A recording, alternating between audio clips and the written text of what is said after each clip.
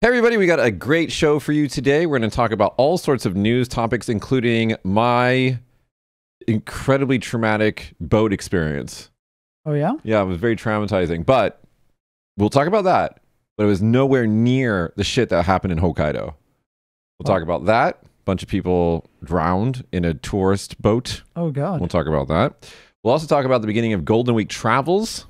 You know, it's going to be that second wave, third wave, fourth wave. 20th wave.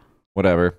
We're also going to talk about some fun stuff. Yeah, like 4 things to consider when looking for an apartment in Japan. You know a lot about that. Yeah, I know all about it now.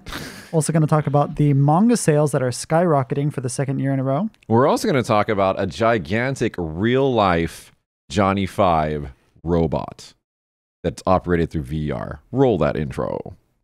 So Josh, now that we have this like intro talk over time, let's change the intro so that it's just Alex. Yeah. That's what he wanted. Yeah, we should do that. So you're the editor, so why don't you just make it all Alex? Just Alex. Oh man, we missed April Fool's Day. That would have been perfect. Oh dude, we should have done that for April. We didn't do anything on this channel for April Fools because we were so focused on people of Kagoshima. Yeah. But we should, next year we'll do some, no we won't. No, we're not going to do anything next year for April Fools. Promise. But it can't just be visual, because remember, people watch this on YouTube and they also listen to the podcast on Spotify and everything else. So that's true. We'd have to do something audio. Maybe we should do the whole episode in Japanese. That'd be really easy for Natsuki. Yeah, she'd enjoy that. Oh wait, can you guys hear it? It's like an announcement outside telling us probably something. It's a political thing. Well, I'm gonna cut this part. Don't cut it. Leave it in there. These little fun things happen. Okay, so I just went to Tokyo. I went to Tokyo for a couple of days. Right, we'll talk about the boat thing in just a second. I went to Tokyo for a couple of days. And I was in Shibuya. First thing, okay, so my Tokyo trip was amazing. Okay, not only did I eat all the junk food, because if you're foreign and you're in Japan, your access to everyday junk food from America and like other countries is limited. What do we have in Kagoshima? We have McDonald's. Burger King, which is really far away. Yeah. It's not real Kentucky Fried Chicken because they don't have mashed potatoes, which is fucking a sin.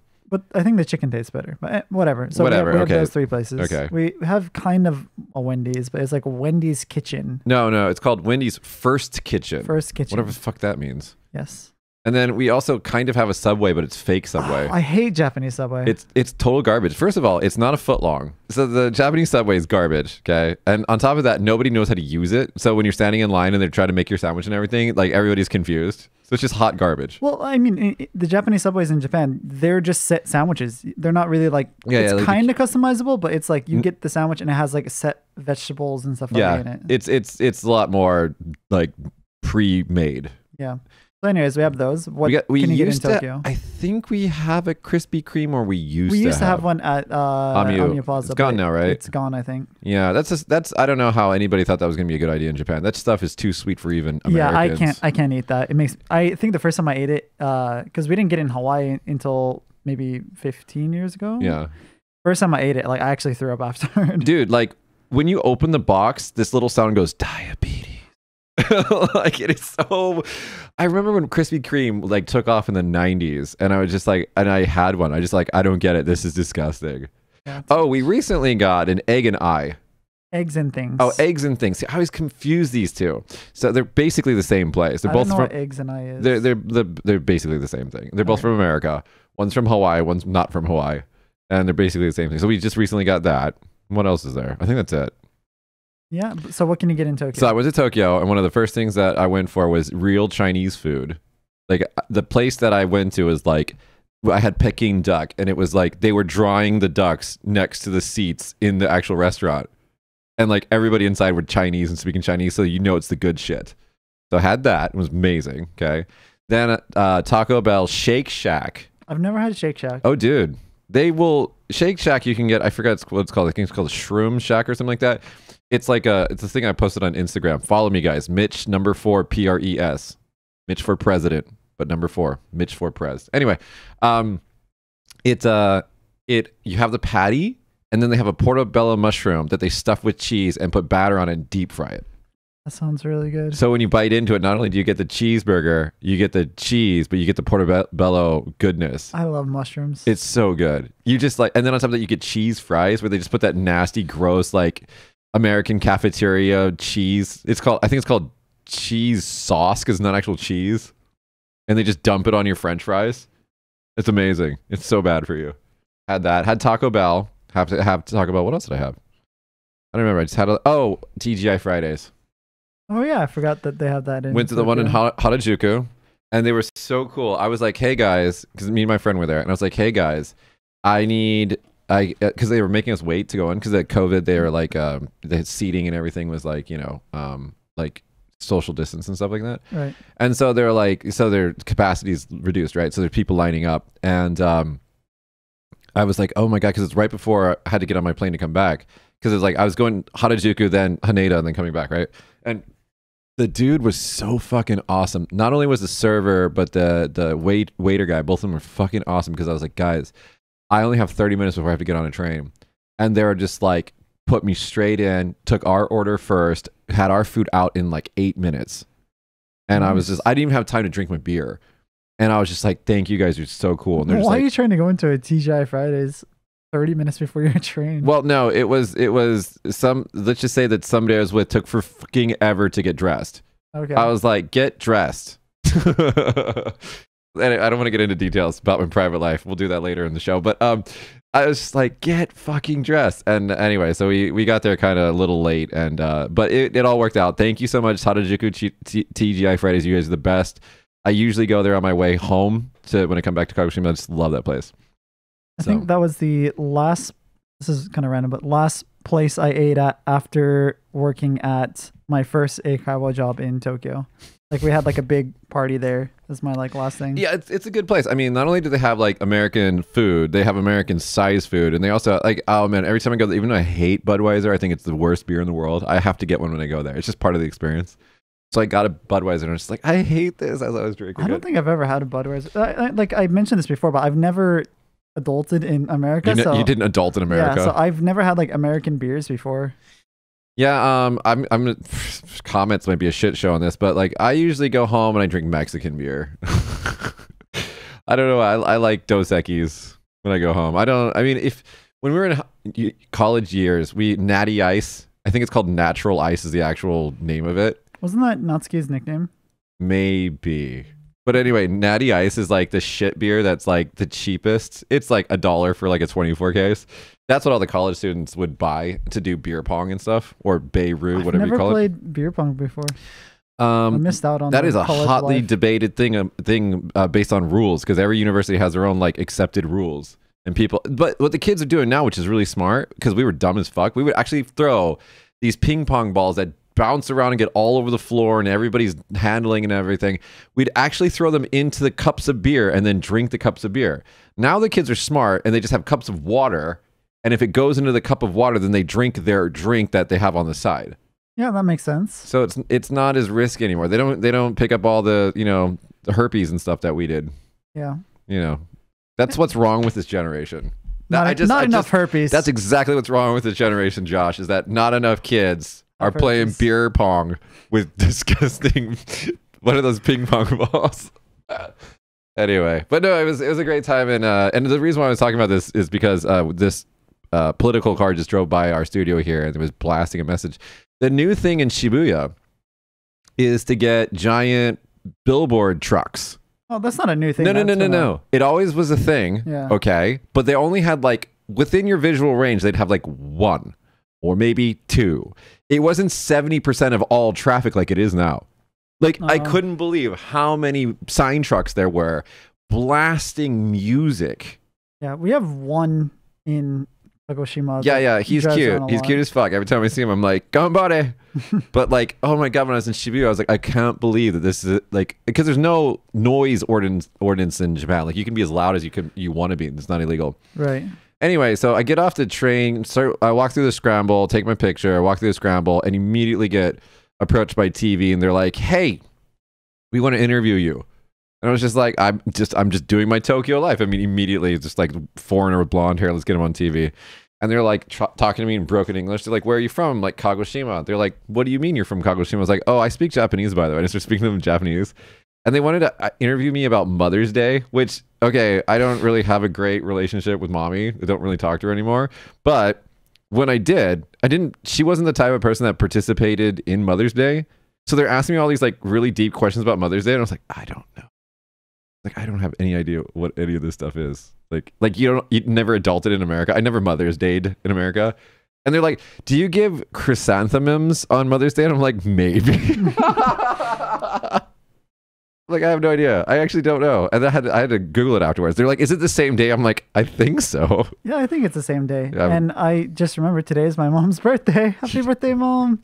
But we're a day ahead, so okay. So you're still good. Yeah, I'm still good. Still good. Okay. Yeah, but anyway, so I got interviewed for TV. I gave them absolutely no usable content. They probably thought I was a retard. Oh, shit, I'm trying not to use the word. Mitch. Oh, okay. All right, let's try.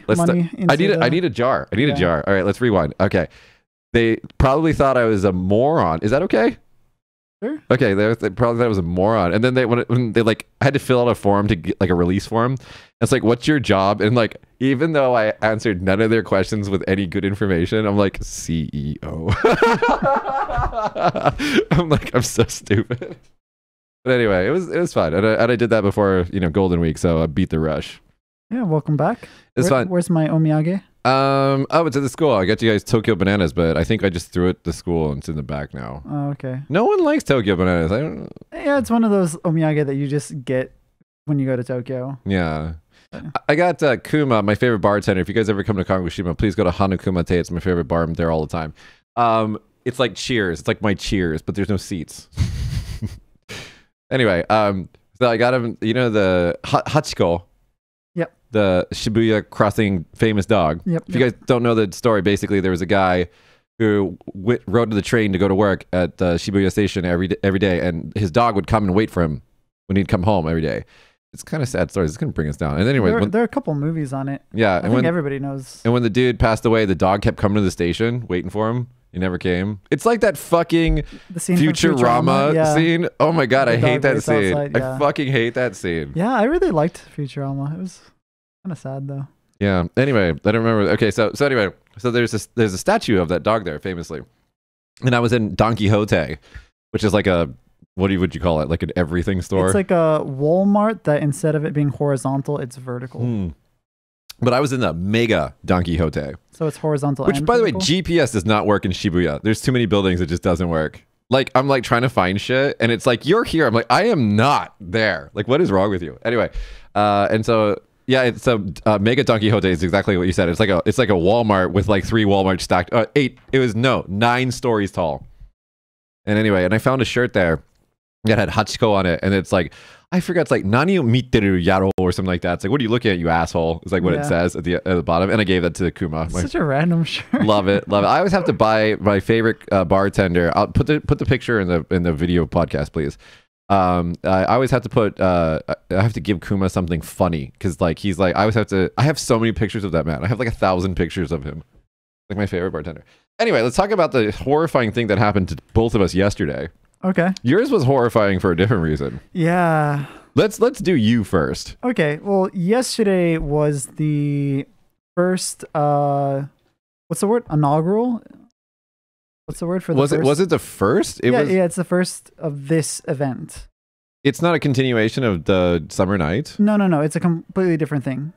It's not because it's the first ever. Okay, so just to clarify, we used to have this yearly fireworks show in Kagoshima called Summer Night, where like we would all dress up in yukata and watch fireworks or whatever. Yeah, actually, I was sorry. I'm going to bring us down for a second. The last time that I ever went to a fireworks show pre-pandemic was actually with the ex, and I was thinking about that while watching the fireworks, and it kind of was sad.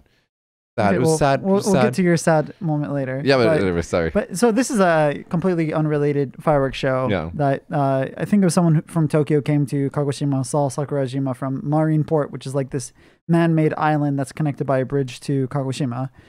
Right? Yeah.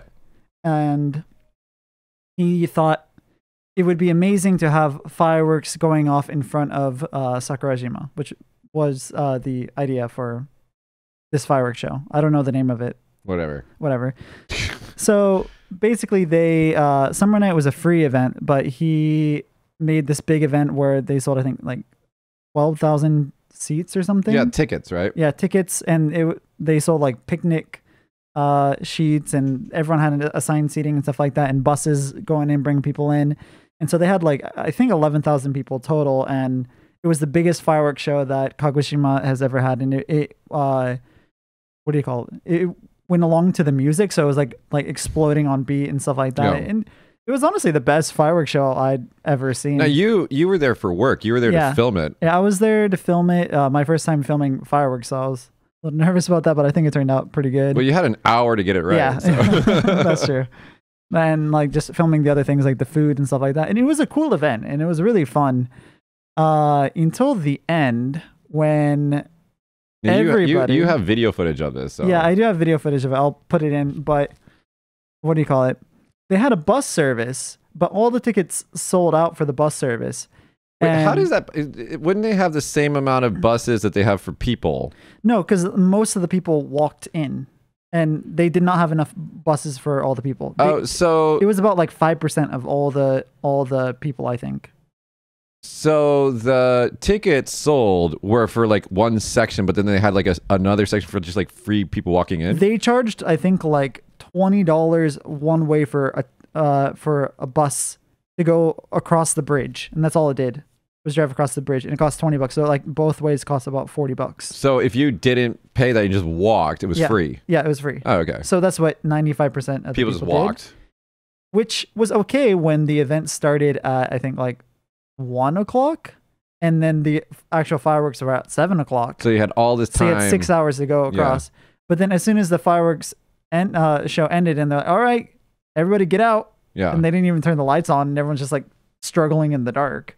Why didn't they turn the lights on? I don't know. It was just like really dark. And then like we're all going, I got all my camera equipment. I'm like, all right, time to go. And then we get to the bridge, and it's just like a sea of people being pushed together. And we weren't allowed to walk on the road part of it. So there's like a small sidewalk that can fit like maybe 3 people at a time. And they were having people cross on that. And like a walk that took 5 minutes, takes 5 minutes normally. Yeah, we've done that walk to film stuff before. Yeah, it takes about 5, maybe 10 minutes. I was there for over an hour just in a crowd of people. And the only reason why I actually was one of the earlier people that got out, because they opened up the road to walking once all the buses were done. Yeah. And like they're like, all right, everybody please walk. And then like everybody in front of me just started running. So I was like, I guess I'm running too. I'm like, I'm running with my camera equipment with the video looks like a zombie apocalypse. No, it seriously felt like that. Like the scene where everyone's trying to get onto the helicopter and they're like, we don't have enough helicopters. And then like people start like trying to climb on. Yeah, that's how it felt. Like people were pushed in, and then they were like we all ran up ahead and we're on the roadside. Yeah. And then they were like, the police officers on the other end were like, oh, we don't know why we opened up to the roadway. We can't actually let you guys go. So everybody who's on the road, you're going to have to wait until we clear everybody that's on the sidewalk. So I was just like, I'm going to climb over the wall and go onto the sidewalk. And I just like got out of there. But like, Talk about crazy. dysfunction. Yeah. Like the police officers in the front and the police officers in the back were on completely different pages. Like people were actually collapsing. Like in front of me, I saw 2 different people collapse, and they had to get like ambulances driving in, which slowed everything down even more. Like, so long story short, if you're going to put 12,000 people on a tiny man-made island. Well, let's put a Google Maps of this in the YouTube video so you can see it, because it is so logistically obvious. Yeah. That's the choke point. Yeah. Like if you're going to put 12,000 people on an island, do not have only one way out. And if you do, just have no buses, just have everybody walk on the street. That, or just have buses going the entire time and have it be free. Because like the buses went for like 10 minutes and then they were done. And then like we were walking for an hour, and it was seriously like standing still for about 10 minutes, taking 2 steps forward and then stopping again. Yeah. Until the police officer said, please walk, and everybody just ran.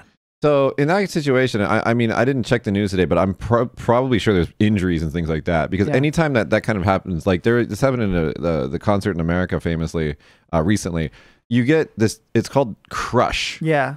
Where, people just keep pushing from behind, and then the people in the front, because the way that you breathe is that you actually just like relax your chest, and then like air flows in. Well, if you're so pressed up against another person that can happen, you can actually suffocate and go into cardiac arrest.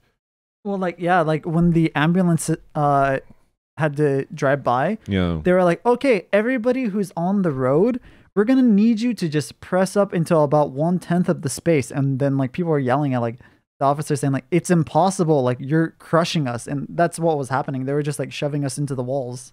Man, that just sounds like it was terrible. That sounds like a horrible, stupid thing. So how was your ending? So mine was a lot more peaceful, but a lot very terrifying. Okay, so I went to the same exact event, but I went on a boat, and it was a boat full of adults who were all drunk. Not me.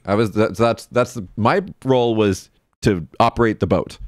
Okay, so there's all these adults and they're drunk as fuck and they're enjoying the show because the dolphin port, not dolphin port, marine port is on the ocean, so you can actually get a boat close to it.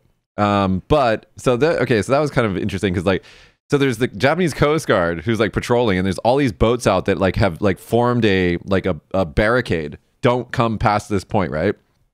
But it's hard to tell because we went out at like when the sun was setting a little bit, so it was hard to tell. And so like all the information that they were giving us were on the actual Coast Guard boats on LED like scrolling text screens. Oh yeah. But they were so small that the whole of the boat, all of 10 of us or 11 of us were like on one side squinting and looking at the boat trying to figure out what it says. And it just says don't moor past this point. But like it took us forever to figure that out. Anyway, so that was, and then also the Coast Guard, one of the Coast Guard ships was just like following me. And this is not my boat, this is my friend's boat, but he wanted to drink, so I was driving, right? And so, like, I've never been pulled over at sea before, so that was, like, I was worried about that, and everybody's drunk, right? So, but that didn't happen, so thank God. So then we anchor, and it was kind of peaceful for a little bit, but then, you know, it's like, oh, and there's tons of other boats out there, obviously, because it's a fireworks show, right? And then we up anchor when the show is done, and I've never experienced this before either. This is the first time for two things for me. One, operating a boat at night, which I've never done before, which is really fucking dangerous. Because you can't see anything. You can't see the water. You can't see if there's obstacles in the water. Like, for example, in Kinko Bay, where we live, there's permanent... They're not permanent. They actually move sometimes. But there's, like, fishing farms that are giant nets in the ground. That, like the buoys, right? There's no buoys. Oh, really? If there's buoys, they're only about 20 to 30 centimeters tall. You can barely see them in the daytime. We had to take note of where they were on a map, so I didn't run over them on the way back. Okay, so that was fucking terrifying, one. And then two, you can't see the waves. So, you know, when a boat makes a wave, like a wake, okay, you don't want the wake to hit your boat on the side because it'll roll your boat over. So what you do is, as you're driving around in the ocean, if you see a wave coming at you, you move your boat to hit it from the front. You want to go up like a surfboard. Think about yourself on a surfboard. If a wave hits you from the side, you're just going to fall off. But if you hit the wave from the front, that's good, because that's what you want to do. But you can't do that at night because you can't see shit. You can't see anything. So that's terrifying. And then this boat is way larger. The boat that I'm driving is way larger than any boat that I've ever really. I mean, I've operated it before, but it's not the boat that I'm used to. And finally, when the show is over, everybody up anchored and everybody went home at the same time. So it was a giant boat traffic jam at sea with millions of wakes, and its visibility is very, very low. You can't really see the boats because it's pitch black, and some of these boats are old and their lights are kind of dim, so you can't really see them. Oh my God, it was fucking terrifying. And you're supposed to, in all of those conditions, you're supposed to go really slow. We're talking like 5 knots. But there were some asshole fuckers out there who were doing like full speed ahead, making giant wakes, fucking with everybody. Oh my God. And because we're going so slowly, it took like 35 minutes to get back. I took a picture of it. We'll put it in the show. You can't see anything. And I was just like, I'm responsible for these 10 human beings, right? And I'm just like, I hope we don't die. And I'm sweating the entire time that I'm operating this boat. I don't ever want to do that again. I came back and immediately got drunk I was just like, fuck that shit. It's like... Oh my God. Anyway, but so if I ever do that again, what I'll do is I'll wait until the show is done and then wait another 20 minutes and then up anchor and go back. Because if you get in the mesh of it, it's like, have you ever thought about that? Like every time we've ever gone out in the ocean, there's no other boats around us, right? Because that's what you do. The law for avoiding collisions at sea, I think is what it's called. Tells you stay the fuck away from other boats. That's the law. I mean, like you go to boating school to learn 2 things. 1, stop and turn right. If you ever see a boat, that's all you have to do. Stop and turn right. And then 2, stay away from everything else that moves. But like you can't see anything. And then as we were going, one of the guys says, "There's a boat off the side of our boat." And I look over and there's this giant fucking tanker coming in at full speed. And I like, oh my God, it was just How was the actual show from the boat, though? It was great. It was really good because the thing that sucked about it is there's no music for us. Oh, really? Yeah, because like, so you couldn't hear any of the. I think all the music was pointed at you guys, so not at us. So we could barely hear it. That was one problem, and another problem was that and I want to ask you about this. Like, where were the fireworks that looked like they were shooting at the ground going? I think those were just lights that were flashing.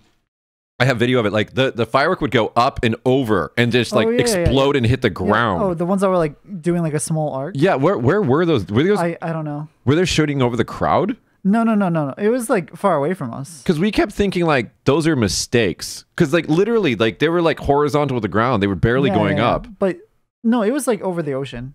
Oh, okay. Yeah, because I was thinking more about you. Like, I wonder if those fireworks are gonna like take out Mitch. No. Because they barricaded us. They didn't let us go up there, and with their little LED scrolling signs that were fucking useless. But yeah, you're talking about the ones that were during the Billie Eilish song, right? Oh wait, you didn't hear the music. We couldn't hear the music. That one part of the show was really bad. I thought because like all the other songs, they were really good with like on time with the music and like a ton of fireworks. It was really cool. And then the Billie Eilish one was like dun dun dun dun dun dun dun dun dun dun. So like it's like every 10 seconds there was like one firework, and we're just like, what's happening? Did you feel? I mean, you were like under the fireworks, but like, did you feel that the fireworks sizes were smaller than we're used to in Japan and Asia? I don't think so. I mean, I haven't seen a lot of fireworks in Japan. Oh, okay. But I did feel like some of them were really big. Like I couldn't shoot the entire there show. were a couple of them that were really, really big, but there were a couple of them that there were a lot because there was an hour-long show. I just remember thinking like, this is not... There's another fireworks show here called Kibarankai. It's in Makurazaki, and they're famous for having a mock display of their giant firework that they shoot off at the end every time. This firework is like bigger than a VW Beetle. Really? And it looks like an onion. It just looks like a giant onion. And I'm like, I don't understand how this flies in the air. Like, it doesn't make any sense to me. But I did see some of the fireworks before they got shot off, though, because I went to the interview for the... but it was only about like... normal fireworks about this big around, right? Yeah. How big is that? About like a manhole cover. Yeah. Right? Or smaller. About that size. Yeah. No. The one at Kibarankai, they have like a special boat because they shoot it off the ocean. It's all over the ocean.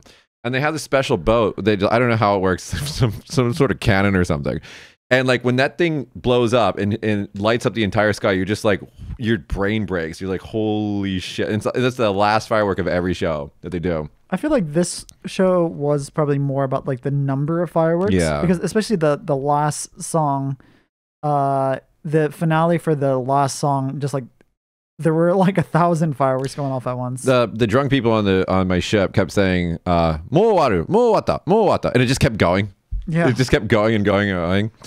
But anyway, I mean, it was an interesting concept, but execution wise, I'm never going out on a boat at night. Fucking, that was scary.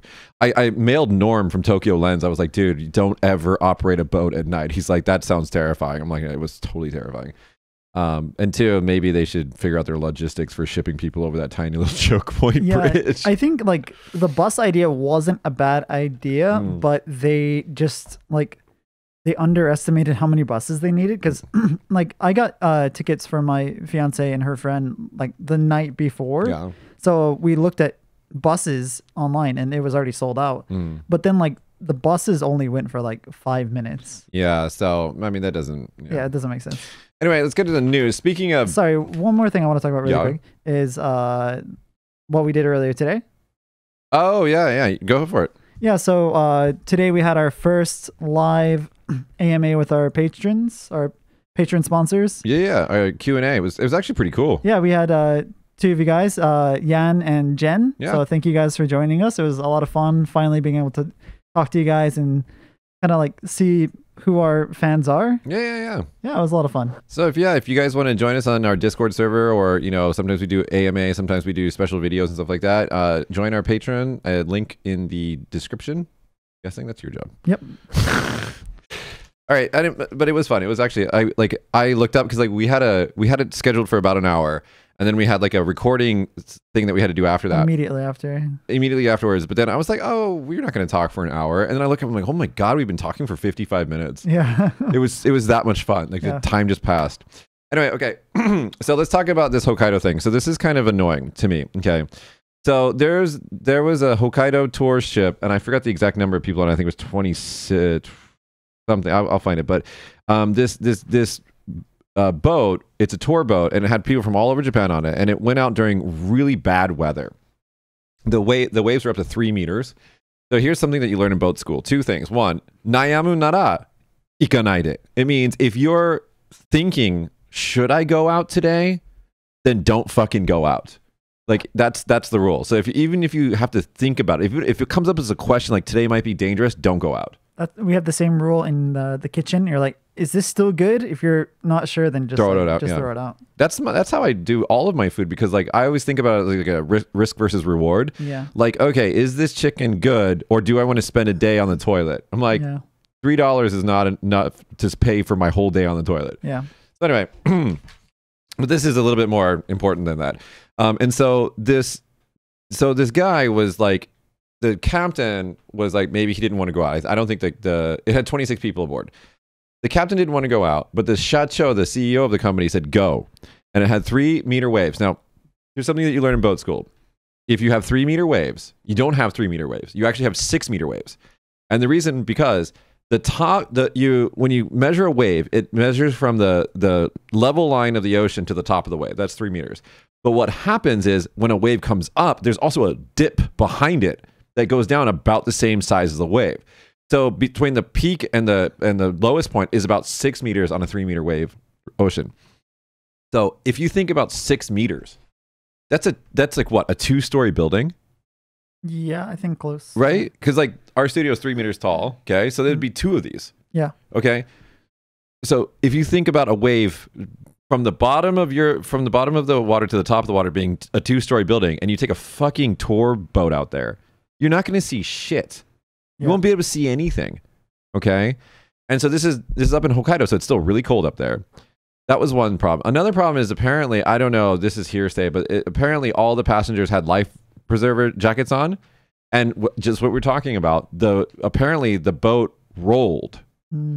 If you are in a boat and you're in the inside and it rolls and water comes in, you float up if you have a life preserver jacket on, and you can't get out. Oh God, that's terrifying. Right. So now I don't remember the law on this, but in school they taught you if you're interior on a boat, you might want to not have your life jacket on, but you're required to have it on at all times on smaller boats. But if you're in the interior of a boat, like remember, like if we're on like a big boat, like a ferry or something like that, we don't need it, right? So there's it depends on the size of the boat, and there's all these little rules and everything. But one of my like scuba diving professional friends who does it for a living, he said never wear a life preserver inside a boat like that in bad weather cases, because you won't be able to get out. So that might have what happened. Anyway, so it seems like everybody on board died, and they're just finding their bodies basically. Yeah, like they immediately found 13 or so of them. I forgot what the exact number.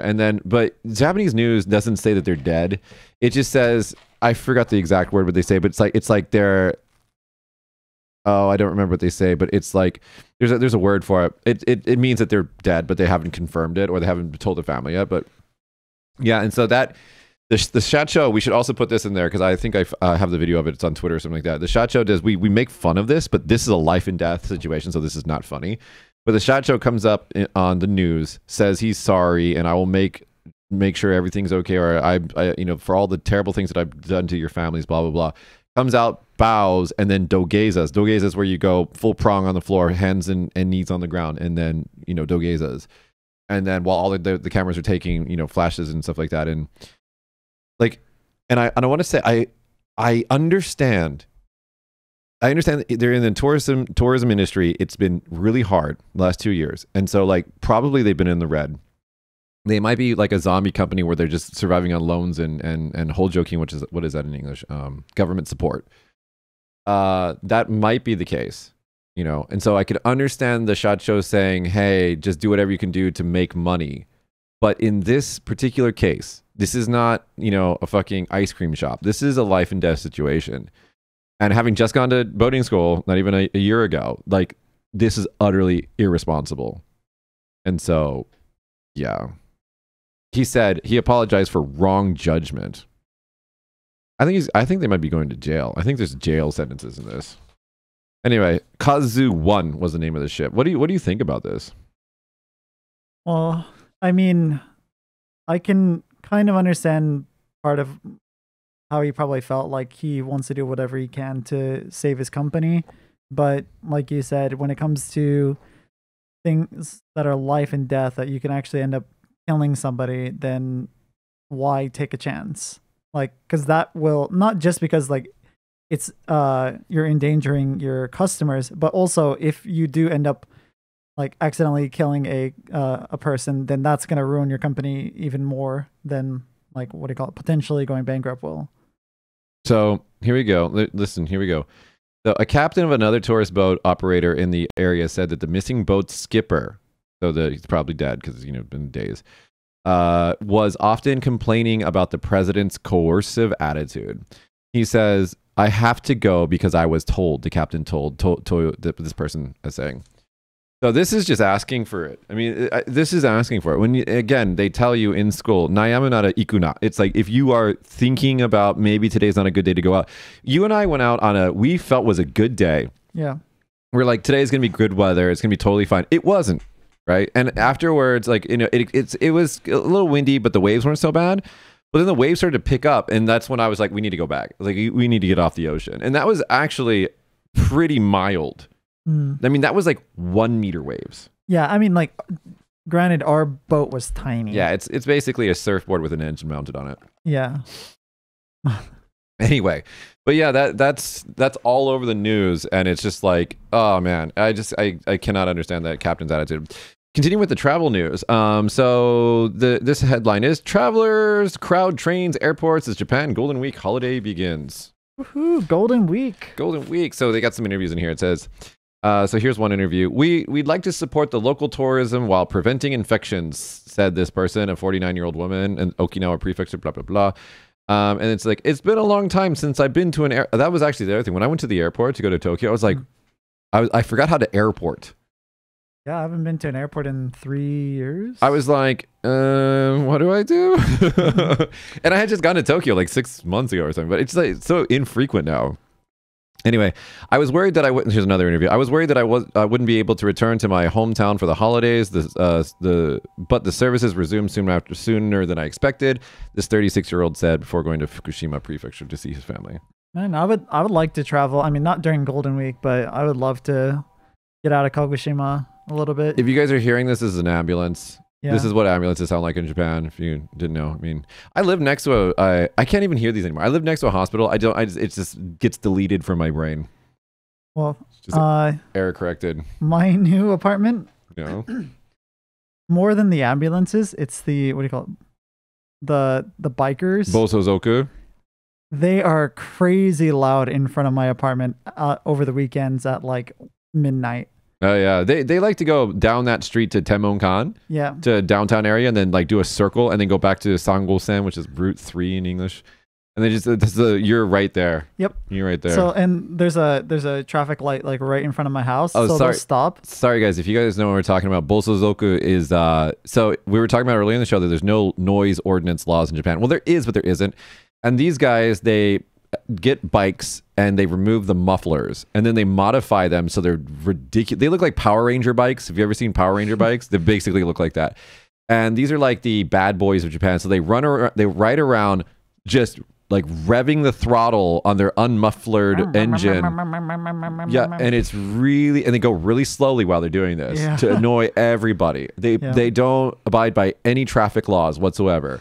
I think there's a documentary on these guys on Netflix or something like that about a female version of these gang guys. They're basically gang guys.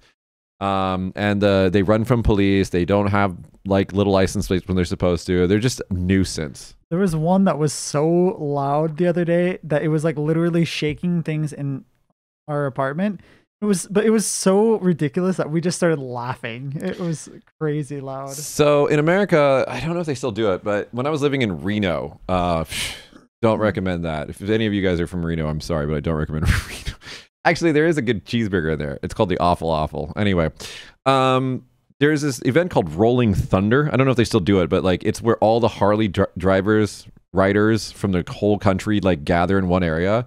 Dumbest thing in the world, loudest thing in the world. It is literally like the Japanese like Bosozoku is more of a high pitch. In the Rolling Thunder thing, it's like just loud farting noises and like rumble. It's just not quiet for like a week. It's horrible. Anyway, I don't know why anybody wants to be loud. Anyways, talking about my new apartment, here are 4 things to consider when looking for an apartment in Japan. I would add, I would recommend going to your apartment at nighttime and see how loud it is before you move in. I wish I did that. Well, you probably have your windows open because of nice weather right now, right? No, it's even when it's closed. Like it's not that bad all the time. Like most of the time it's fine. It's just like once a week it's really loud. My apartment is totally fine except for the ambulances, and except sometimes this fucking yaki imo guy. Oh yeah. Comes to my house. I don't know why.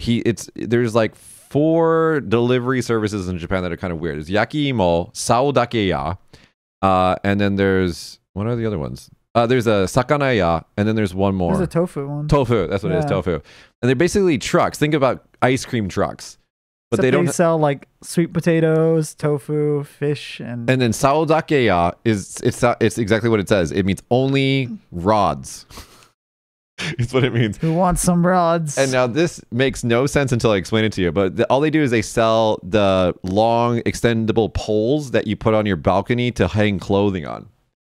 Now, you'd think, why the fuck would anybody need this service? And the reason is very simple. In Tokyo and larger areas, you can't buy those and then take them on the train. Because they're like 3 meters or 2 meters long. So you can't take them on the train.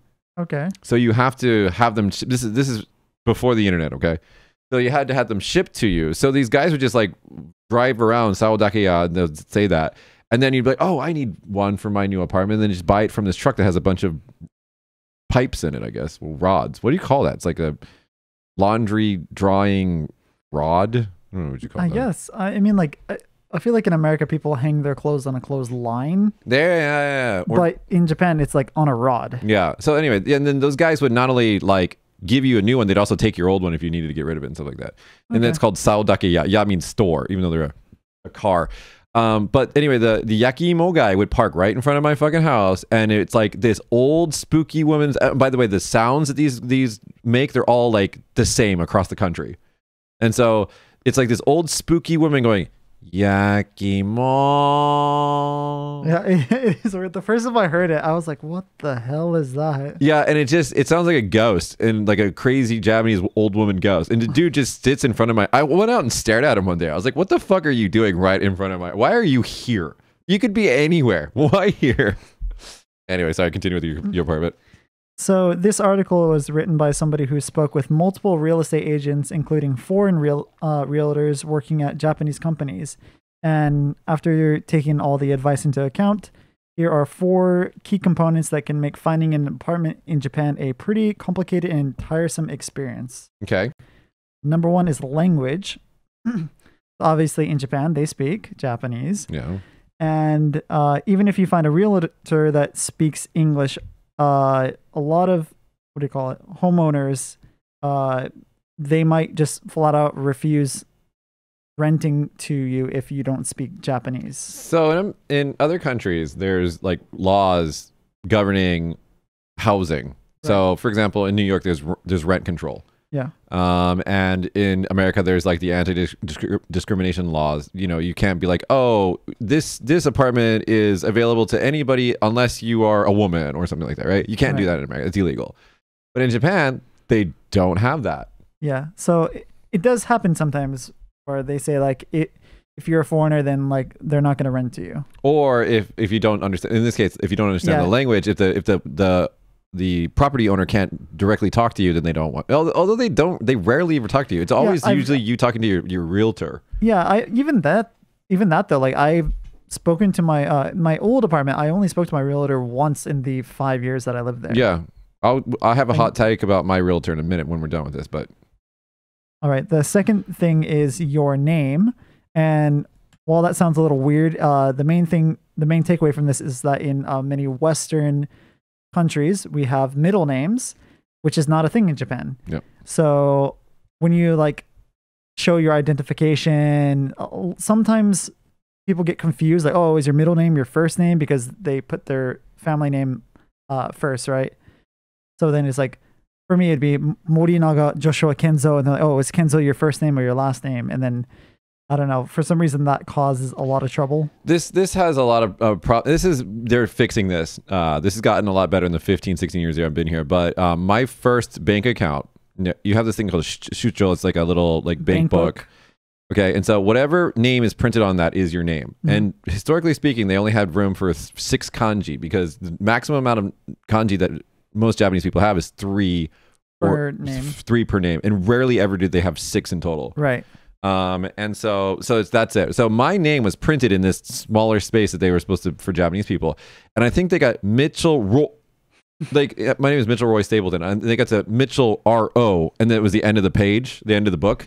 And so that was my official name to my bank the entire time I was using them. Yeah. I was like, what? Yeah, that does happen though, like in a lot of official forms and stuff like that. They have the boxes already like three boxes. They're like, fit your name. I'm like, MITSTA, done. Mitsta. I'm the Mitsta. So yeah, your name might be something that can cause some trouble if you especially have a longer name, especially if like one of our staff has, I think, 6 names in total. Oh my God! Yes, you know who you are if you're watching this. You cause so much. Say her name. She doesn't care. Joe with your Mina couple. What Mina Kago couple YouTube channel? Do you know all her names? No, don't say them on here. Don't dox her. But yeah, she's got a lot. She's got. I think her family converted religions or something, and then she got more names from that process. Something like that. Yeah. Anyway, gotta collect them all. Yeah, I'm so happy for that. Her Japanese fiance, has remembered all of her names. I hope when she officially gets married, she just adds her fiance. Hyphenates it? Oh my God. Stop it right now. Stop it right now. Okay. Anyways, number 3 is guarantors. Okay, so explain this process. So is this a thing in America? Because like I said, I've never adulted in America. So in general, the way that it works in America is that you have a credit check. They do a credit check on you. Right. Credit score. And if you have a bad credit score, or if some places do this, some places don't do this, but they do a credit score on you, or you just give a deposit. If you don't have, like if you come from Japan, you obviously don't have a credit score. Right. Because we don't have that system here, which is good because the credit score system is ridiculously horrible, corrupted, stupid shit. But anyway, and so you do a deposit. That's one thing that you do, but you don't ever usually need a guarantor unless you do like 2 signatures on the same lease. But that's not really a guarantor. It's just like 2 people are signing up. But basically what it is they have a separate person that's not living in that household sign the official paperwork so that if for whatever reason you are unable to pay or you just don't pay your rent, then the guarantor is responsible for paying the rent or paying for any damage that happens in the house. The way that this traditionally worked is that guarantor, if you were a college student, would be your parents. But if you were an employee, the company would be the guarantor. So for most of my employees, our company is the guarantor for the lease for your apartment. Now that's fine, but in Tokyo, in bigger areas, that foreigners come in and the companies don't want to be their guarantors, and so they, especially if they're like a non-traditional Japanese company, or maybe they are a traditional Japanese company and they don't want to guarantee a foreigner or something like that, and so this foreigner person who has no family, and they have to be Japanese. That's the other thing about these guarantors. They almost always have to be Japanese. So like if you don't have a guarantor, it's really hard to find a place. So that can be a challenge. Yeah. I mean, I'm lucky enough that when I was living in Tokyo, my dad was my guarantor, but yeah, because he's a Japanese citizen. Right. Sometimes they'll accept a foreign guarantor. One of our former colleagues, my former employees, when he switched jobs, he got one of his friends at his office to be a guarantor. I mean, like, where we are, because it's not like the hectic problems of Tokyo and Osaka and stuff like that. Most of our Japanese friends would just gladly sign for us and stuff like that. I mean, when I had to get a guarantor for the first facility that we made the school in, it was quite a high rent. And so they wouldn't accept, because they kind of check the background or the income or something like that of your guarantor, and they'll reject them sometimes. Yeah. And so I couldn't find, because I was still very young. I was like 24 or something like that when I started the school. And I couldn't find somebody to guarantee the lease. And then randomly, one of my not even close friends, I don't even see him anymore. Fukusan, you are the fucking MVP. He's like, I'll be your guarantor. Just like sitting next to me. He's like, I'll do it. And I was like, Namae kire? I was like, do you have a good, I guess the English equivalent, like a good credit history? And he was like, yeah. And he just like stamped his incon and we got approved for the lease. Nice. That's one of the other reasons why we have a business is, Fuku-chan, you're the MVP, man. Thank you. All right, continue. Anyways, the last one is the main, or the last kind of troublesome thing is the property owners themselves. Like we mentioned before, the property owners have like a bit of say in who they allow in and who they don't allow in, but they also have a lot of say in what rules they have for the household. So I think like in America, they might be like, oh, no pets allowed or no smoking, stuff like that.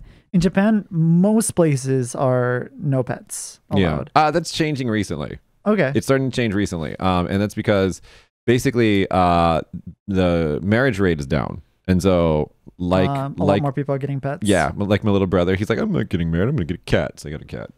And my building actually went from no pets to pets okay while I was living there. So they gave us all a notice. They're like, from next week, if you want a pet, they just changed. Yeah. But anyways, in Japan, property owners can legally refuse to rent to anyone for any reason. And that can even come to things like racial, cultural, societal differences. So if if you wear your shoes in the house and they don't like that, they can just say, get out of here. So, yeah. So, it's starting to get better now, but there used to be in like bigger places, Tokyo and stuff like that, when they've had problems with foreign people before. Because look, let's just be honest. Like a lot of times when you get these, especially in Japan, when you get these like racist stereotypes, there's probably a reason for it. Yeah. I mean, I was an idiot foreigner before I became mature. And so like, gaijin smash is a phrase. Yeah. What does it mean? It means like, I don't want to abide by the custom rules here. I'm going to do my own thing. Yeah. Right. And so that's the thing. And so if you're a property owner and maybe you got burned by, like an American, for example, and, they skipped out on the country and left you with a mess and they didn't pay their last month's rent and all that other stuff, then maybe you don't want to deal with that again. And so you say, no Americans. So no, it would be like on the advertisement for the property, they'd like no pets, no whatever, blah, blah, blah. And then like soto, the kanji for outside, it'd be like basically no gaijin. Yeah. That's a thing. It's still a thing today. You can find it.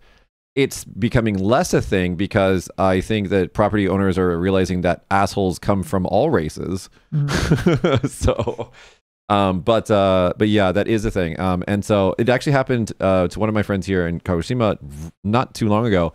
He was looking for an apartment and he called the realtor and found an apartment online. And then like they called him up and they're like, no foreigners, sorry.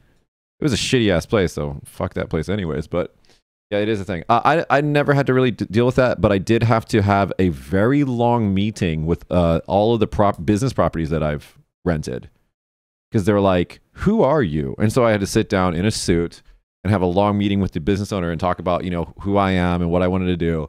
And so I think that if I was another person, maybe not able to speak Japanese, maybe not able to understand the culture as well, I think maybe I wouldn't have been able to rent maybe some of these places, but we never had a problem. And I also always came with a Japanese staff. She would like do the talking. I think that fear is probably just like they're making sure you're not yakuza or something. Because like I have heard accounts where yakuza use a foreigner as kind of like a puppet to do bad things. So they might be using foreigners to sign for paperwork and stuff like that, so that they can use them as a scapegoat. Some of this stuff is just inexperience. For example, when I got a business loan from the local bank here, they'd never loaned to a foreigner before for any reason. And they were like, I was like, hi, I want to expand my business that's doing very well. Can you give me some money? And they're like, what? Your name doesn't fit in the form. Are you Mr. Mitsa? Yeah, it literally took them like a year to get the whole thing processed. And it was like the entire time, like my VP, she kept saying, God damn, this country needs to she's Japanese. She kept saying this country needs to get updated. And it was frustrating. But yeah, we worked it out. So my advice to anybody who's like looking for an apartment and they run into like hurdles, smiling, being friendly, and being able to say a couple of key phrases in polite Japanese will get you a million miles. Yeah. Don't be discouraged. Yep. So now, would you add anything else to this? I mean, I haven't had any trouble with like the actual building owners or anything like that. I would just say like it's expensive moving in Japan, and we brought it up last time when we talked about me moving, but oh, did I didn't mention that I cut my foot.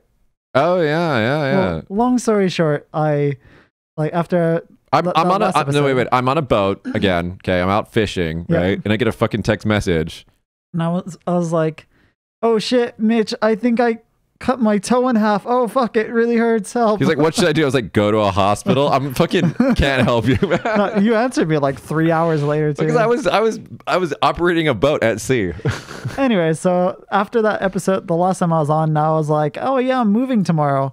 I like went home to clean my house, and I like moved my kitchen stuff to the floor because like I didn't have any like furniture. Yeah. And then I kicked the blade of my food processor. Don't be too graphic, because some people can't handle this kind of stuff. And long story short, I had to go to the hospital and get stitches, but I'm okay. I'm getting the stitches out tomorrow, assuming nothing bad happens again. Yeah, please don't do that. So yeah, number 5, don't kick food processors. Anyways, let's move on. No, I have a hot take about my Fudosan. My realtor, okay, I hate Japanese realtors. I hate them. They suck. I hate them. And the reason why I hate them is because they're slow, they're arrogant, they're like pushy.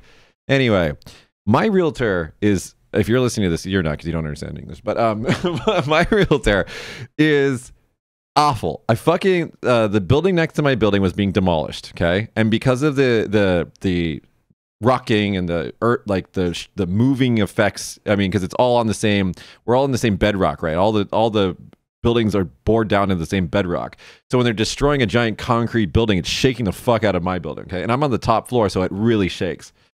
Anyway, all of that shaking cracked my sliding door on my balcony, which is covered by insurance if something like this happens, okay? I reported to them that this happened in December of last year. It is now May. Well, it will be May. And it is May. It's the 1st. May, yeah, my mom's birthday. And it's still not fixed. Really? They kept, every time I fucking called them, they're like, it's going to happen next week. So I keep anticipating them. Truth be told, I don't care anymore.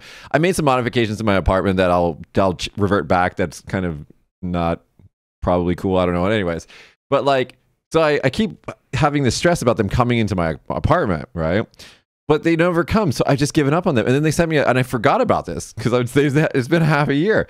And then they sent me a letter the other day. They're like, it's going to cost this amount of money, but we're covering it by insurance. I'm like, don't tell me how much. Just fucking fix it. What's wrong with you people? That seems very passive aggressive. Yeah, they don't, because every time I go in there, I don't like the 2 companies in Japan that I walk into their office and I have a frumpy attitude. Can you guess the other one? One is a realtor. Can you guess the other company? The DMV. No. Company. Company. That takes fucking forever and pisses me off. Cell phone companies. Oh. You go to Docomo, you go to whatever the other ones are, SoftBank or whatever, and it's just like a 3-hour ordeal. It doesn't need to be that long. I've not ever had too many problems. Well, now that I had a friend that worked at Docomo and I just like did everything through her, it was fine. But then she moved to Fukuoka. She got married. Selfish. Talk about... But anyway, yeah, so I hate Japanese cell phone companies. They also require a bunch of documentation. You can't get burner phones in Japan. They require all this crazy amounts of documentation. I guess that's a good thing. Anyway. Why are you trying to get a burner phone? I don't know. Anyways, let's move on. No.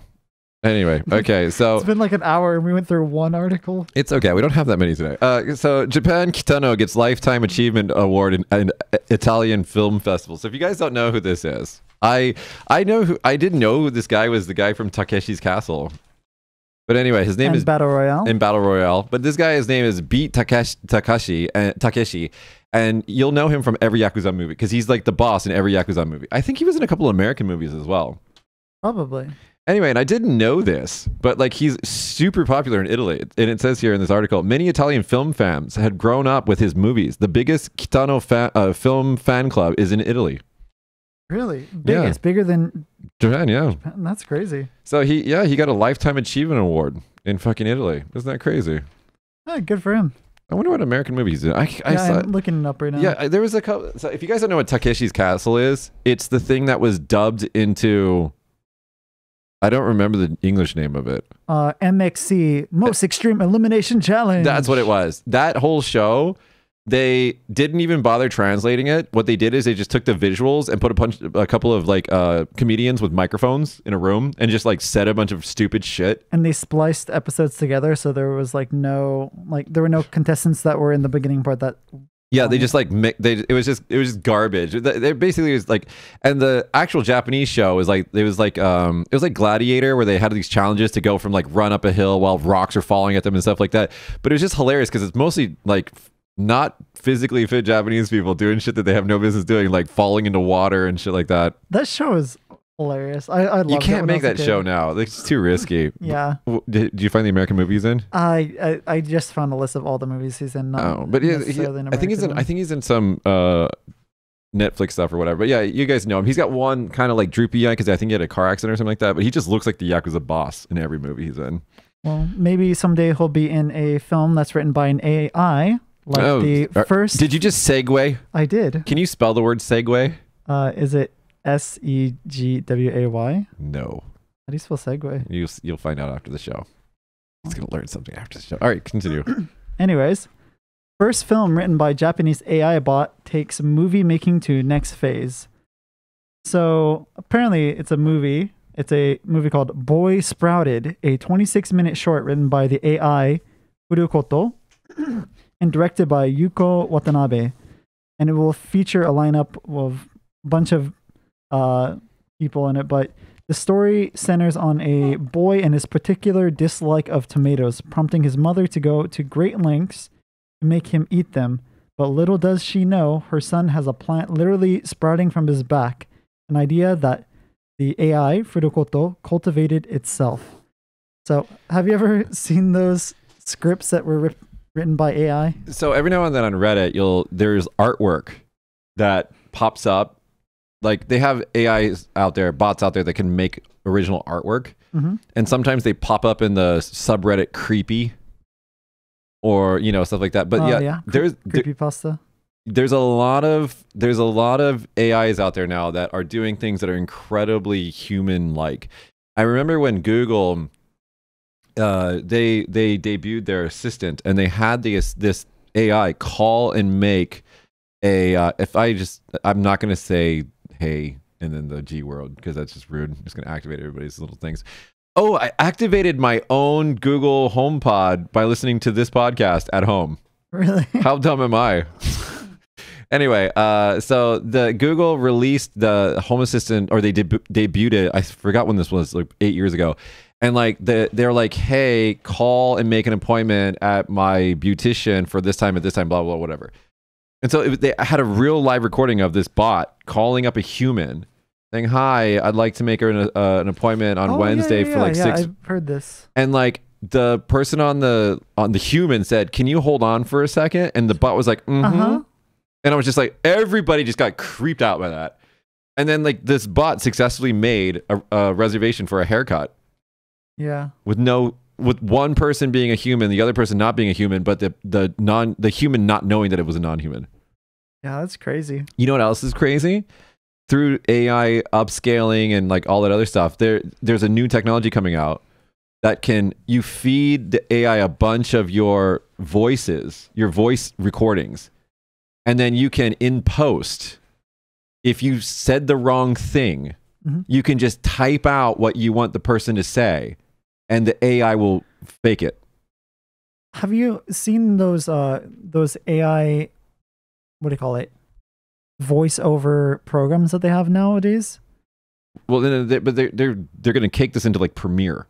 Yeah, Oh, I mean, that's cool that you can do that with your own voice then. But like, there are a bunch of programs now that make AI voices for like narration and stuff like that. Oh, no. Yeah, and some of them are like really good. They have great like intonation and like, pacing and stuff. Yeah. And there'll be times where I'll be watching a YouTube video and I'll be like, it'll be like 15 minutes and I'm like, wait, this is a robot voice. Yeah. Like one word will be a little fucked. A little weird. Yeah. And then you're like, oh, this is a robot. But like nowadays they're getting so real that you can't really tell. Have you seen, I think he's on TikTok, Instagram, and YouTube. Have you seen the Tom Cruise deep fake? Oh, you sent it to me, I think. If you guys, we'll put a link maybe in the video description. There is a deep fake guy. He sounds like Tom Cruise. And like it's just some dude who I don't think I've actually seen his real face, but he deep fakes Tom Cruise's face over his face and it looks 100% real. And he makes him do weird things. So it just looks like Tom Cruise is doing crazy shit all the time. Is it this guy? Yeah, it's that dude. And it's just like, you can't tell he's not actually Tom Cruise. It's so crazy. Yeah, I mean, deep fake. It scares the fuck out of me. Yeah, I was going to say, is one piece of new technology that like actually kind of scares me. So now, one of my friends was talking about this in a bar the other day. Imagine deep fake plus VR plus porno industry. Yeah, I mean, I'm sure that already exists, right? It exists in Star Trek when they have the what do they call it? The holodeck. Which I'm not going to get onto that. That's a different podcast. But anyway, so yeah, that's scary that fucking AI wrote a story. Yeah. And I was talking to, I have a friend who's a PhD and does AI for Amazon. I think he listens to the show. And I was having a conversation with him, and I was like, "There's no way." This was like a year ago. I was like, "There's no way an AI can do anything creative." And he looked at me, he's like, "Why do you say that?" Because he's way smarter than me. He's like, "Why do you say that?" I was like, "I don't know. It seems like it's something that an AI can't do. I mean, repetition is like what AIs do." He goes, "A story can just be broken down to its fundamental blocks, and you feed that to a computer, and it figures it out, and it just recombines blocks and blocks and blocks, and it just makes a new story." And I was just like, "I hate you. You're scaring me. Don't do your job anymore." But anyway, speaking of AI, there's a Japan firm that has developed an AI system to catch shrine box thieves. Oh, like people who steal money from shrines. So there's like, if you go to a shrine before you enter, like, or when you get to the shrine itself, I should say, there's like a little box that you throw your go in, your 5 yen in, or whatever you want to put in there, and you pray. It's like a little donation, and you pray. And some people, because some of these shrines are like, some of them are not attended. They're just like out in the wilderness or like in a city or something. They're unattended. And so sometimes people will steal from them. And so instead of having a camera that records everything all the time and then having somebody review all that footage, which is, going to be more expensive than the cost savings of stopping the criminal. Yeah. There's a firm that is developing an AI to figure out when people are stealing and just report that video to the owner. Oh, that's pretty smart. Yeah. Isn't that crazy? Yeah. Crazy.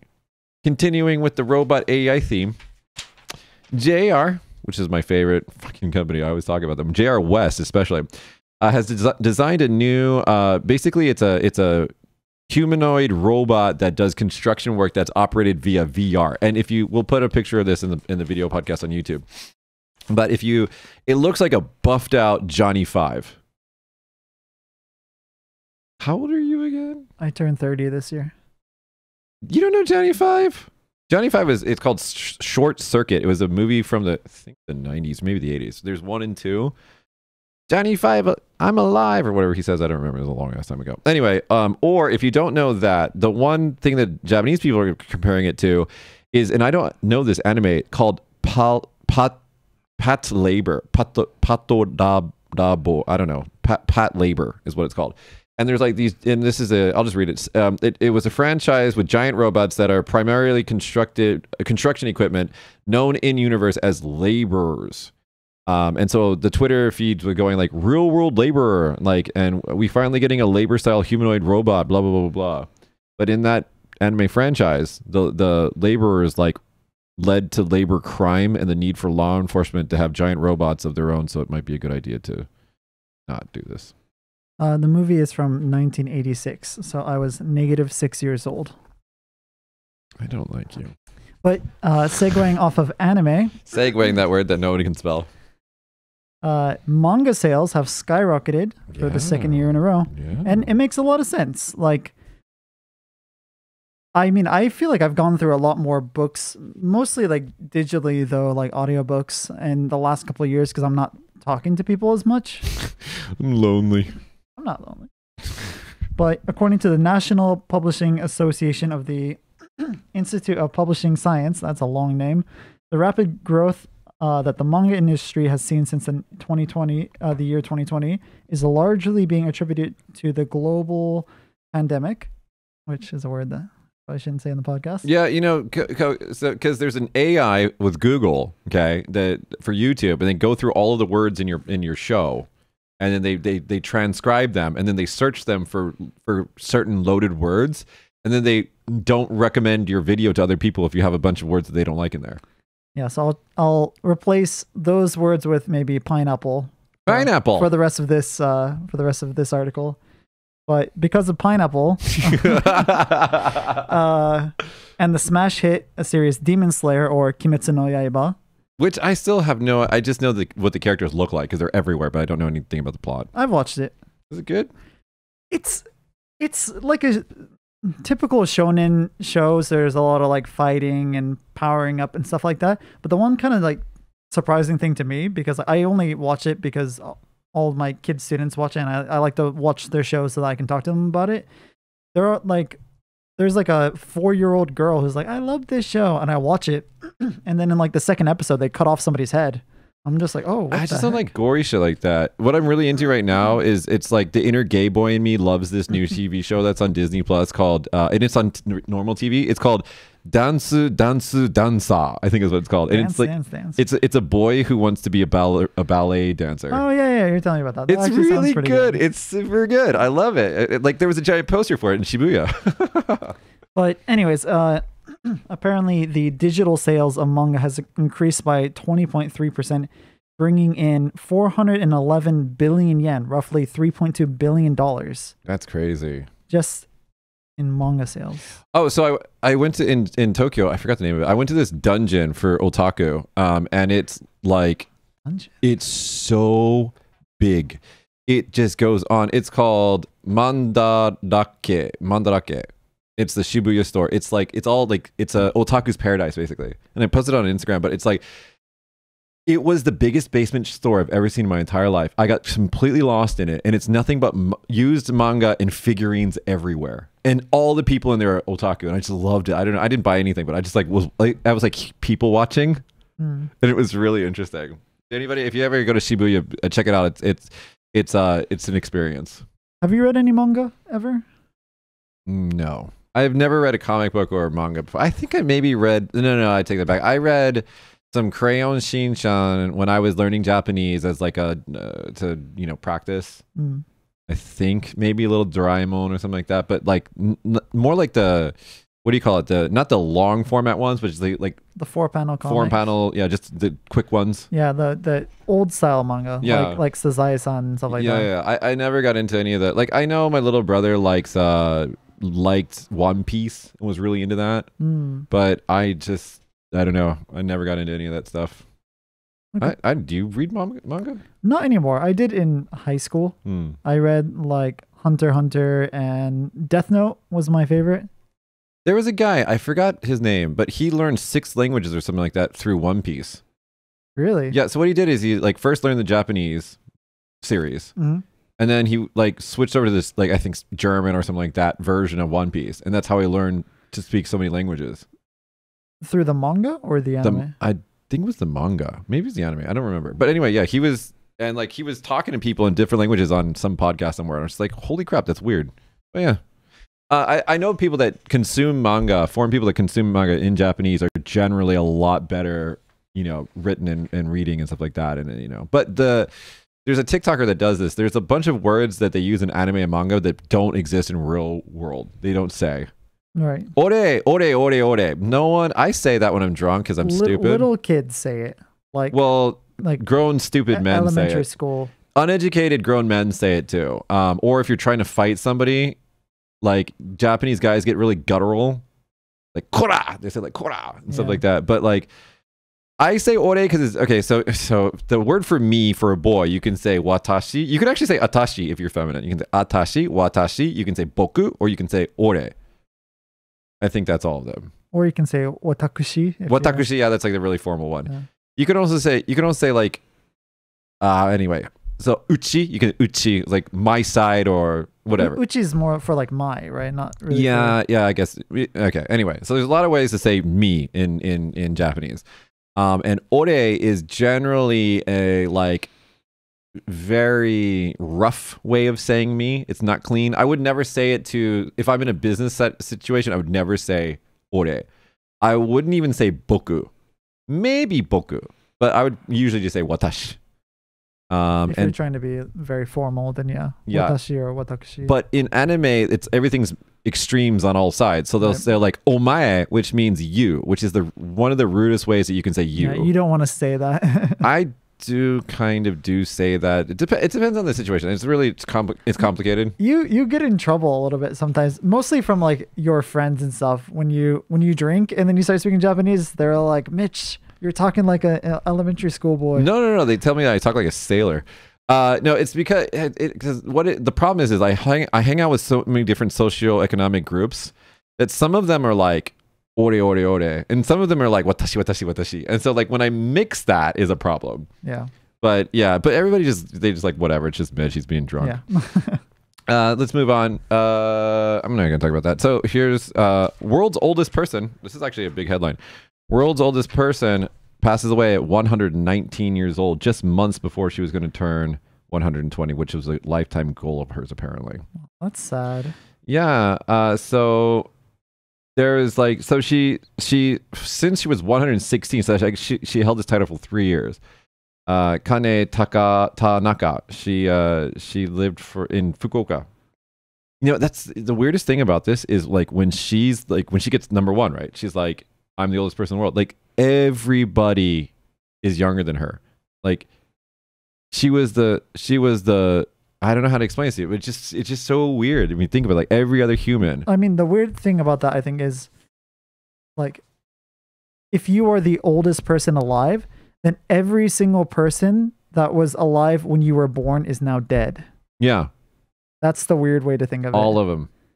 You can also think like... Have you ever watched an old movie or old TV show and you're like, I wonder how many people of these are like not around anymore? Well, I mean, laugh tracks are from like the 60s or something like that. Yeah, most of them are so all those people have probably passed away. Yeah. That's weird to think about. Creepy. All those laughs. Well, I mean, it's just something that happens. I mean, Children of Men played with this a little bit because they were like the youngest person in the world. That was part of the Children of Men's, like you couldn't have like babies anymore was like the plot. Babies stopped. I don't know what this anyway, is. It's a movie that babies stopped being a thing. It was like a sci-fi plot of like a Twilight Zone or something like that from in the past, and they made it into a movie basically. Anyway, and so like since babies stopped being born across the world, they were like the youngest person, the last born human was like famous and like a childhood star and like harassed and stuff like that. And then when that person died from some reason, I forgot what it was in the movie. They were like, and now the youngest person in the world is this person. And they're like showing it on the news and everything. It's horrible. That movie is so depressing. But there is one really cool continuous shot in that movie of like this battle scene. I think they cheat and cut it, but it was like one of the first movies to do like a continuous long shot of a complicated scene. So anyway. But yeah, so I don't know. I think with her death, the oldest human is now Lucille Random. See, I always talk about French people. French people and Japanese people live for fucking ever. It used to be, like, I think before, like, the oldest person in the world was, like, some French woman who smoked cigarettes every day. Anyway, so a French nun known as Sister Andre, age 118, according to whatever this research group is. So, yeah. Japan has 86,510 centenarians, so people over 100 years old. My grandma turned 90 this year. That's crazy. Do you want to live that long? I mean, if I'm healthy, right? If I'm healthy, then yes. If I'm like not able to move for any amount of time, like more than a year, then just like goodbye. There was this like body locked guy who's like he was conscious and aware of things going on, but he couldn't move, so he couldn't communicate with anybody. So they put a chip in his brain basically, so he could like spell sentences, but it took him forever. And like one of the very first things he said is like, "I want a beer." Anyway, let's go on. You got 2 more fun stories. Let's do them. So the first one is this is an article from Sora News 24, and it's called "We Eat a Canned Omelet from a Japanese Vending Machine We'll put a picture of this and up. Hope for the Best." So the Japanese language reporter Mr. Sato likes to think of canned food as secret treasure boxes. And so they found a new one in an old vending machine in Tokyo's Inokashira Park that was stocked with unusual items like canned bread and canned crickets. So this particular can is the Japanese rolled omelet, tamagoyaki, and also the dashi one. What is that called? Dashi. Dashi is just dashi, man. But it's like dashi maki or whatever. Dashi maki, yeah. Yeah. And first off, would you ever try a canned omelet from a vending machine? So on TV, they made me do a Japanese vending machine. So crazy, man. Like section. Yeah. And like there was a crepe vending machine that vended crepes in little jars. Yeah, I mean, we have that in Tenmoncon, right? That's that's the one? Yeah. Okay. That one's not so bad. I mean, they stock it daily, so... Yeah, and but that is actually famous throughout the country. Like otaku, there's vending machine otaku that come to like experience it. And no, they write the owner a little letter and put it in the returned jar and say thank you. That's cute. There's also like a ramen vending machine, and there's like a curry rice vending machine. It's all this crap. And then one of the vending machines that I did, they had a bunch of weird canned stuff in it. And I forgot what it was, but yeah, I don't know. There's canned whole chicken in America. Yeah, in America. And apparently it's good. I've never actually had it, but I heard it's actually good. I don't know.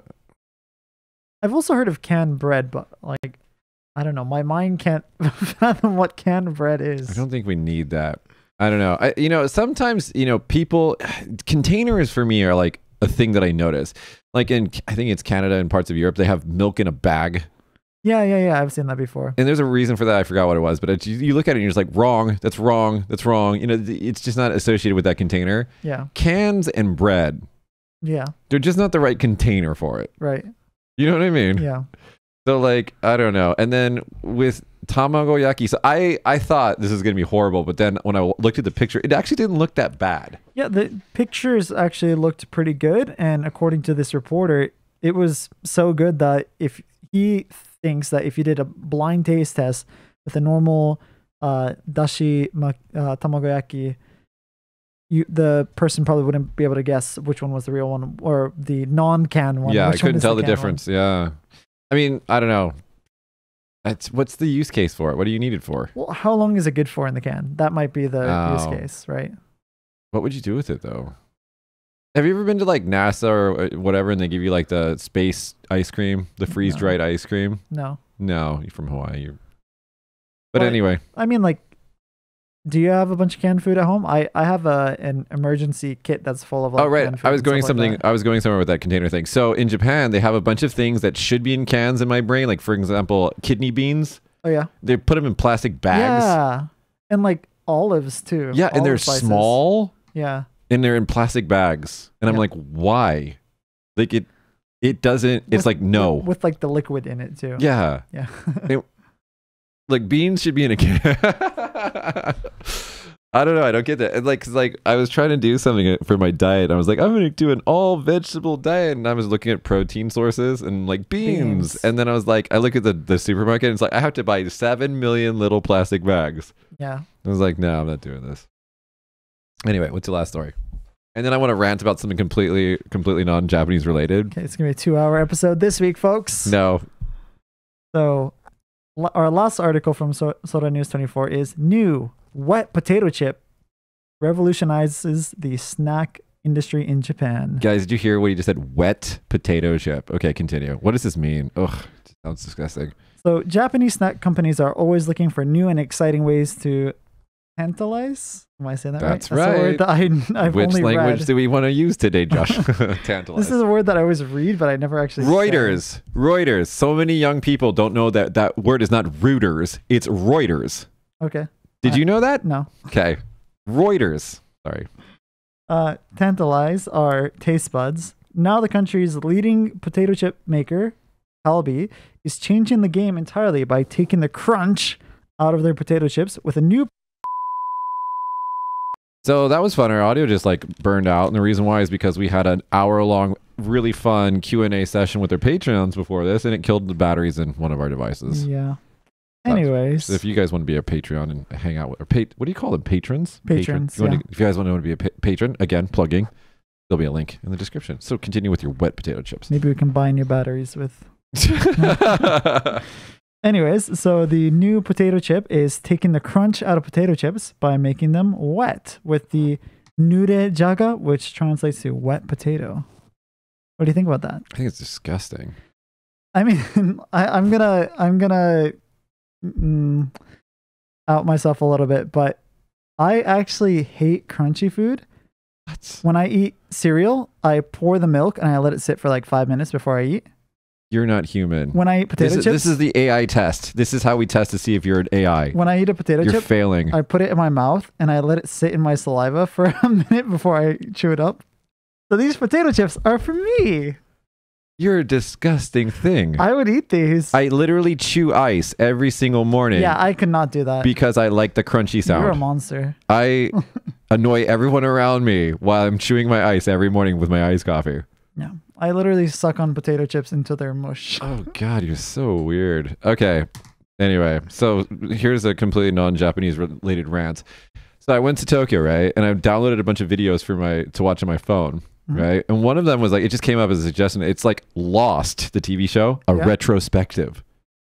And I was like, fucking sweet. Somebody did a retrospective on it. It's like there's two of them, so part 1, part 2, and they're both an hour long. I love retrospectives, by the way. And like I was like watching it, it was super in depth. So the first one was super in depth. It had all these clips for everything. And then like it ended on like season 2 at that one. So there's part 2, right? It's like 7 seasons of Lost or something like that. And then part 2, I load it up and it's just a still image. And the guy goes, yeah, I'm not going to have any video clips in this one because it takes a long time. So I'm just going to talk. So it's just talking. And I was like, oh, fucking lazy, but whatever. At least it's like I get to revisit the whole series and he's telling the story because I forgot the story a little bit, right? And then he ends it in season 5 or something like that. And then just there's no part 3. And it was a little frustrated, but I was like, whatever. One day this will come out and it'll be fine. Then I get recommended on YouTube for another I think his name is Billyish, the YouTuber. He has a Lost retrospective that's like 3 hours long. And I was like, this has got to be complete.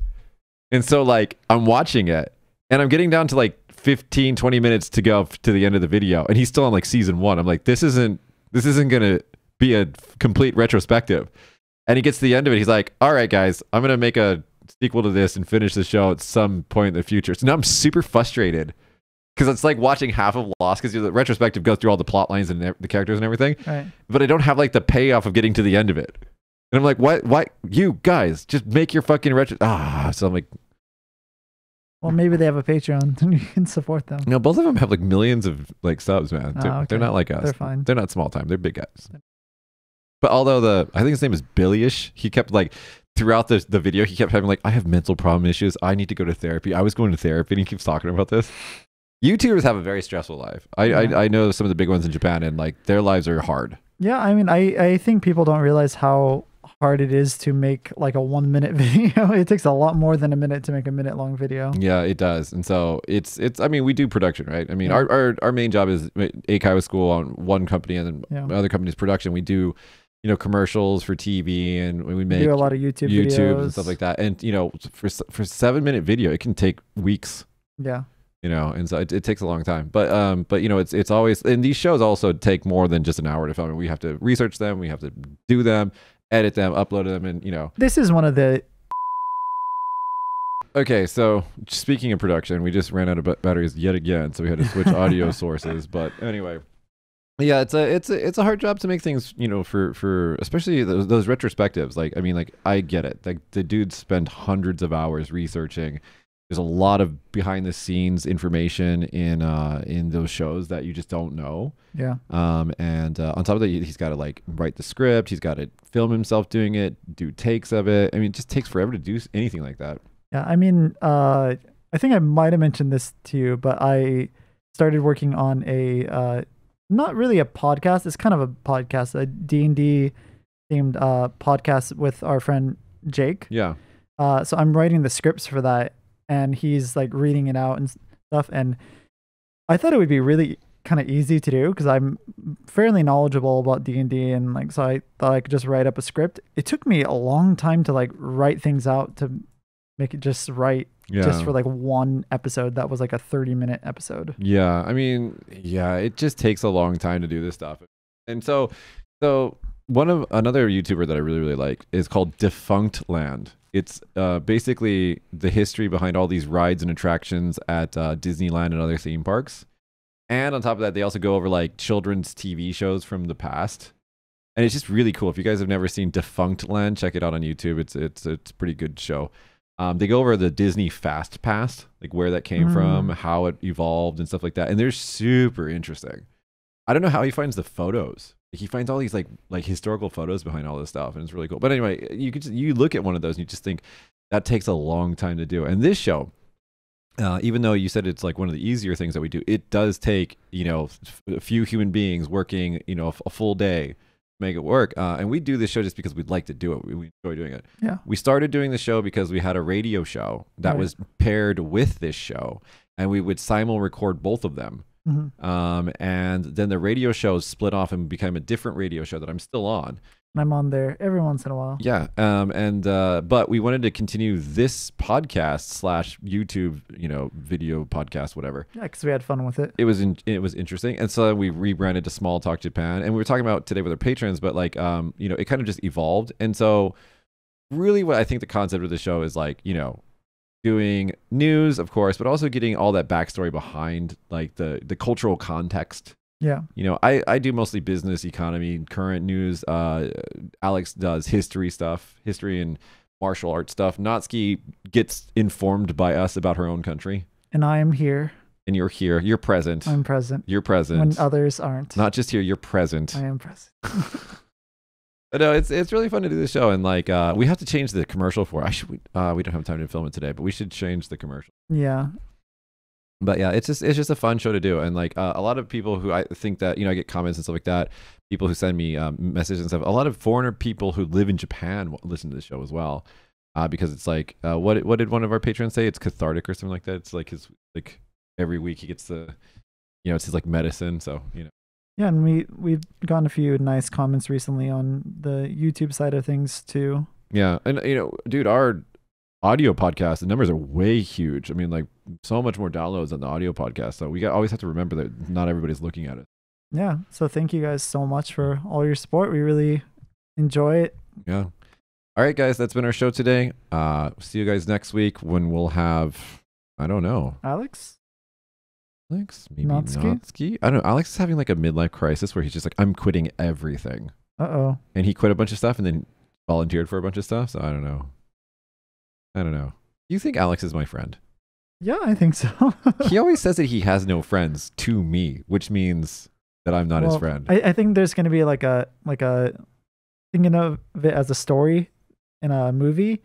You're going to hear that 3 times. And then on the 3rd time, you're going to be like, I thought I was your friend. Then he's like, nah, mate, you're more than my friend. You're family. And then you guys cry and hug. Is that the line from Fast and the Furious? Yeah, I keep saying family, right? Yeah, I've only seen the memes. I've never actually. I've never seen those movies. Or as it's called in Japan, what is it? Furious Speed. I think it's called Wild Speed. Wild Speed. Wairudo Speedo is what it's called. Movies have weirdly different names here, like Biohazard. Well, Resident Evil. There's a whole reason for that. Why? It started as Biohazard the game in Japan first, because it's a Japanese game. And they couldn't get the trademark for it in America, so they had to change it to something else, and they like the name Resident Evil. Oh, okay, so whatever. Yeah. I don't like zombie movies. They gross me out. Even the one that was in Vegas that was supposed to be kind of like fun. It's not like a stupid movie. Yeah, it's supposed to be stupid. Yeah. It's like a horror fucking rock concert mosh pit of zombie. I don't know, whatever. I don't know. Gross stuff I don't do. I don't do gross. Yeah. I don't like zombie movies. And you're fucking on potato chips before you eat them. It's gross. Don't become a zombie. Anyway, guys, that's been our show today, guys. See you guys next week where we'll continue to do this ridiculous stuff. See ya. Bye.